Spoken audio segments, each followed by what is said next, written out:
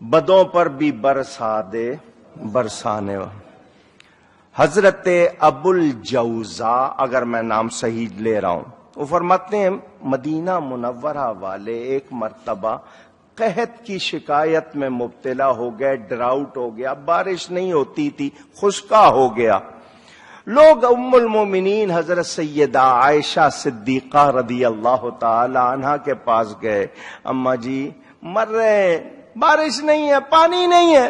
تو اماں جی نے یہ نہیں کہا کہ میں کیا کروں، نہیں، انہوں نے کہا سنو، حضور صلی اللہ علیہ وسلم جس حجرے میں آپ کی قبر شریف ہے نا، اس کی چھت میں سوراخ کر دو، اس کی چھت میں، آسمان اور قبر شریف کے درمیان جب کوئی پردہ نہیں رہے گا، آسمان قبر دیکھے گا تو روئے گا، قبر دیکھے گا تو ادھر حضور کی قبر شریف میں وہ سوراخ کیا، اتنی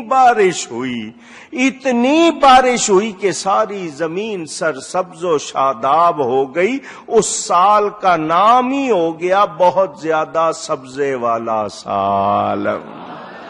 آج تک گنبد میں وہ کھڑکی رکھی ہے مگر یہ کھولتے نہیں ہیں۔ پہلے یہی رواج تھا، جب بھی کبھی بارش کی کمی ہوتی وہ کھڑکی کھولتے، بارش شروع ہو جاتی۔ میرے نبی کی برکت سے بارش برستی نہیں، لوگ آتے نبی پاک کے پاس آتے، پھر نبی پاک کے بعد نبی کے صحابہ کے پاس آ رہے ہیں، اہل بیت کے پاس آ رہے ہیں، بارش مانگ رہے ہیں، بارش ہو رہی ہے۔ آج ہم کون سی بارش مانگ رہے ہیں؟ ہمیں پانی والی بارش بھی رحمت کی چاہیے، نفع والی، مگر اصل میں ہمیں نور کی بارش چاہیے، ہمیں رحمت کی بارش چاہیے، ہمیں کرم کی بارش۔ شاعر کیا کہتا ہے؟ حالانکہ یہ لفظ رم جھم ہے، رم جھم، اردو والوں نے رم جھم کہنا شروع کر دیا۔ شاعر کہتا ہے رم جھم نور کی بارش،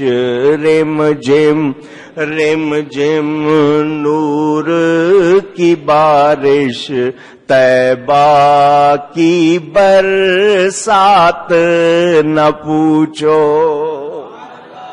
مدینے چلے جائے، لوگوں کا تمنا ہوتی ہے یہاں بارش ہو جائے۔ وہاں بارش کا کیا مطلب کہ ایک تو مدینہ، پھر مدینے میں بارش، وہ بارش بھی یقیناً رحمت کی بارش ہے۔ مدینے کے خطے خدا تجھ کو رکھے، غریبوں فقیروں کے ٹھہرانے والے۔ مدینہ شریف کے علاقے میں جائیں، غریب ہو، امیر ہو، کالا ہو، گورا ہو، عربی ہو، اجمی ہو، سب کو وہ پناہ دیتا ہے یا نہیں دیتا؟ میرے نبی کا شہر، میرے نبی جہاں چلا کرتے تھے، جہاں بیٹھا کرتے تھے، وہ ہوائیں جنہوں نے نبی کو چھوا ہے، وہ سرسبز، وہ شاداب علاقہ، وہ کھجوروں کے باغات کا علاقہ۔ ہمیں دعا کرنی چاہیے، یا اللہ ہمیں مدینے کے لائق بنا دے۔ نہیں، مدینے سے پیار کرنا چاہیے۔ حضور دعا کرتے تھے یا اللہ ہماری موت مکہ میں نہ ہو، وہ تو مدینے میں ہو۔ حضرت امام مالک ساری عمر مدینے میں رہے، صرف ایک حج کیا جو فرض ہے۔ لوگ کہتے تھے حج کو کیوں نہیں جاتے؟ کہتے میں مدینہ نہیں چھوڑوں گا، مدینے سے باہر جاؤں کہیں میری موت نہ ہو جائے۔ ایک حج فرض تھا، وہاں جاؤ، اتنی محنت کرو تب جا کے حج ہوتا ہے۔ یہاں سرکار کا گنبد محبت سے دیکھو، ہزاروں حج ہوتے ہیں، ان کا روضہ دیکھو، حج ہی حج ہوتے ہیں۔ حضور صلی اللہ علیہ وسلم کا ارشاد، جس میں اتنی طاقت ہو کہ وہ مدینے میں مرے، اسے چاہیے کہ وہ مدینے ہی میں مرے۔ اب تو آپ کہیں گے ویزے کی پرابلم، یہ پرابلم، وہ پرابلم، مصیبت ہے، ورنہ یہ کہ لوگ اس تمنا میں ہوتے تھے کہ مدینے میں رہنا مل جائے، مگر مدینے میں رہنا آسان، اگر ادب نہیں کیا تو وہاں رہنا بہت مشکل۔ وہی رہ سکتا ہے جو ادب کرے، اور باقی جو رہ رہے ہیں جس طرح رہ رہے ہیں، اللہ ان کو ادب کی توفیق دے۔ حضور صلی اللہ علیہ وسلم نے فرمایا قیامت کے دن میں سب سے پہلے مدینے والوں کی شفاعت کروں گا، تو مدینے والے بڑی شان والے ہیں۔ فرمایا جس نے مکہ میں حج کیا پھر میری زیارت کے ارادے سے مدینے آیا، میری مسجد آیا، فرمایا اس کے لیے 2 حج لکھے جائیں گے۔ کتنے حج لکھے جائیں گے؟ جی میں نے کہا نا اگر اسناد کی تشریح میں رہا تو وقت نکل جائے گا۔ اب میں وہ شعر پڑھنے لگا ہوں جس پہ میں نے آگے پوری تقریر کرنی ہے۔ تو زندہ ہے واللہ، تو زندہ ہے واللہ، تو زندہ ہے واللہ، تو زندہ ہے واللہ، میرے چشم عالم سے چھپ جانے والے، میرے چشم عالم سے چھپ جانے والے۔ حضور آپ ہماری نگاہوں سے چھپ گئے، حقیقت میں اللہ کی قسم زندہ ہے، زندہ ہے، زندہ ہے۔ جو آپ کو زندہ نہیں مانتا وہ خود زندہ نہیں۔ آؤ تھوڑے سے مختصر دلائل۔ اللہ فرماتا ہے وما ارسلناک الا رحمتا للعالمین، اے حبیب ہم نے آپ کو تمام جہانوں کے لیے رحمت بنا کر بھیجا۔ اور میں آپ کو سنا چکا ہوں حضور اس میں حال مانے مفعول لہو، حضور راحم قرار پاتے ہیں، اور راحم کے لیے 4 باتوں کا ہونا ضروری۔ اذا ثبت الشیء ثبت بجمیع لوازمہ، جب کوئی چیز ثابت ہوتی ہے اپنے لوازم کے ساتھ، جو اس کے ساتھ لازمی ہے ان کے ساتھ ثابت ہوتی ہے۔ اب میں کہوں کہ یہ ایک گھر ہے تو چھت بھی ثابت ہوگی، دیواریں بھی، کھڑکیاں بھی، دروازہ، سب کچھ ثابت ہوگا، صرف ایک چیز کو میں گھر کہہ سکتا نہیں، تو وہ ثابت ہوگا۔ اب جب نبی کو راحم مانا تمام عالمین کے لیے، تو راحم کے لیے 4 باتوں کا ہونا ضروری۔ سب سے پہلی بات کہ راحم زندہ ہو، مردہ تو خود قابل رحم ہوتا ہے، راحم کے لیے ضروری ہے کہ وہ باخبر ہو، قریب ہو، رحمت کی قدرت و طاقت رکھتا ہو۔ یہ 4 باتیں ضروری، زندہ ہو، باخبر ہو، قریب ہو، اور رحمت کرنے کی قدرت۔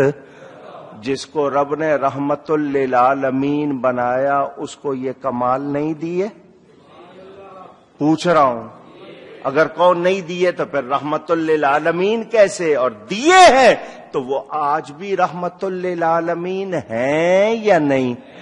جب تک عالمین ہیں وہ رحمت ہے، تو جو ہیں وہ مرے نہیں ہیں، جو ہیں وہ جو مرے وہ ہیں نہیں، اور جو ہیں وہ، یہ میرے نبی کا زمانہ ہے، ہر شخص کلمہ کا ترجمہ کرتا ہے اللہ کے سوا کوئی عبادت کے لائق نہیں، محمد صلی اللہ علیہ وسلم اللہ کے رسول ہیں، وہ آج بھی، یہ انہی کا زمانہ ہے، وہ زندہ۔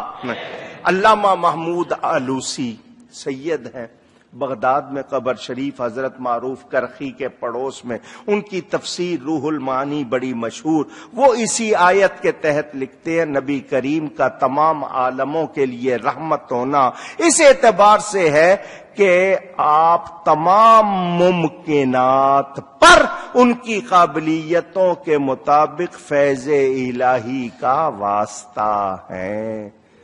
ممکنات کا مطلب جو کچھ ہے، جو کچھ ہے، اس کی جتنی قابلیت صلاحیت ہے ان کو اللہ کا فیض مل رہا ہے تو نبی کے ذریعے، اور اسی لیے آپ کا نور اول المخلوقات ہے، کیونکہ حدیث شریف میں آیا، نبی پاک نے فرمایا اے جابر اللہ تعالیٰ نے سب سے پہلے تیرے نبی کا نور پیدا کیا۔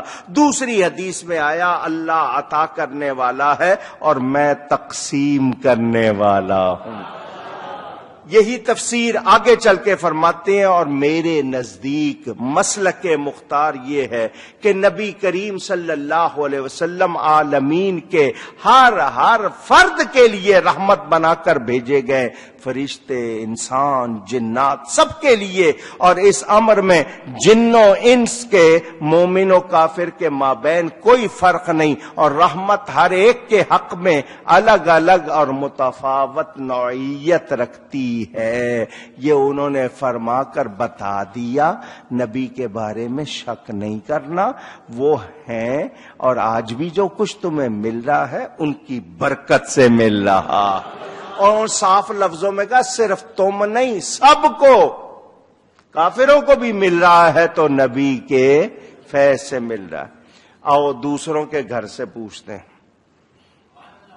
غیروں سے پوچھتے ہیں، جن کو یہ دارالعلوم دیوبند کا بانی کہتے ہیں، وہ تھے نہیں، کہتے ہیں، وہ اپنی کتاب میں لکھتے ہیں حضور صلی اللہ علیہ وسلم تمام محققین، جتنے ریسرچرز ہیں، تحقیق کرنے والے، ان کے نزدیک وسیلہ تمام فیوز اور واسطہ فی العروج تمام عالم کے لیے ہے۔ کیا مطلب؟ پوری کائنات کے لیے نبی واسطہ اور وسیلہ ہے۔ آب حیات کتاب کا نام ان کی، اس میں یہ بات لکھی ہوئی، مدعی لاکھ پہ بھاری ہے گواہی تیری۔ پتہ چل گیا آج بھی جو کچھ مل رہا ہے نبی کی برکت سے، نبی نہ ہو تو ملے گا؟ اونچی۔ اب ذرا سوچ کے اعلیٰ حضرت کا شعر پڑھنا، اگر سمجھ آ گئی ہے تو سوچ کے پڑھنا۔ کیا فرماتے ہیں؟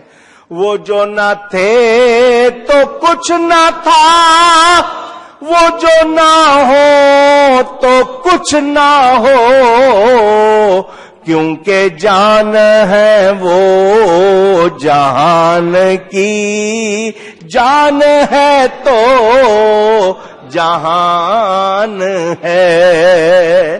میرے نبی کے بغیر کوئی تصور، کائنات باقی رہ جائے، یہ دن رات کا سلسلہ رہ جائے، ہو سکتا؟ وہ جو نہ تھے کچھ نہ تھا، وہ جو نہ ہوں۔ سمجھ آ رہی ہے بات؟ سمجھ آ رہی ہے؟ مانتے ہیں میرے نبی کے بغیر کچھ بھی۔ میرے دوستوں اور بزرگوں،